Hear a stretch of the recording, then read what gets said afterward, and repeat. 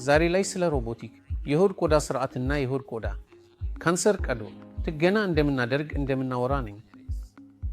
እነዚህ ሂደቶች ከረጅም ጊዜ ጀምሮ እንደምናደርግ ነን፣ ቢያንስ ከዛሬ 25 ዓመት በፊት እና ሮቦቲክ የሆድ ቆዳ ስርዓት በዚህ 10 ዓመት ውስጥ የተሻሻለ ዘመናዊ ቴክኒክ ነው። እኛም ከ11 ዓመት በፊት ጀምሮ እንደምናደርግ ነንና በተወሰነ መግቢያ ውስጥ የተሻለ ውጤት እንደምንሰጥ ነን። እንዲሁም የተወሰነ የካንሰር ቀዶ ጥገና እና የሆድ ቆዳ ሁኔታዎችን በእነዚህ ሮቦቲክ መድረኮች በመጠቀም እንደምንሰራ ነን።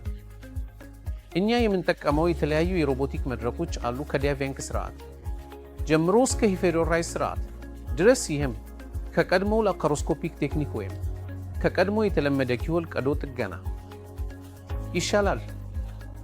ታካሚው በፍጥነት ይሻላል፣ በተወሰነ የሥራ እንቅስቃሴ እንደሚያስከትል ወደ ሥራው ይመለሳል።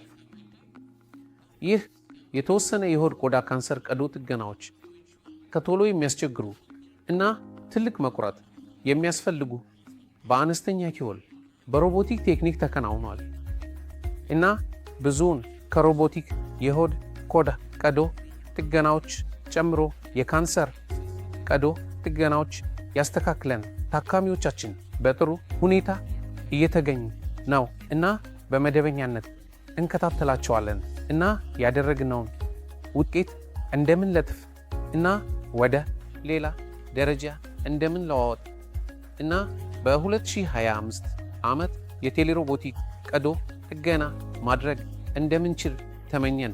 እኔ እንደ ቀዶ ጥገኛ በአፖሎ ሚያን ሆስፒታል እንደምንሰራ እና ታካሚው በሌላ ቦታ በህንድ ውስጥ ምናልባት በአንድ አነስተኛ ቦታ እንደሚገኝ እና በተመሳሳይ ቦታ የእኔን ባለሙያነት በተመሳሳይ መልኩ እንደሚጠቀሙ በቅርብ ጊዜ እንደምንሰራ ተመኘን። ይህ በ2025 ዓመት እንደሚመጣ ነው። በህንድ ውስጥ ታካሚዎችን እንደሚረዳ ተስፋ አለን።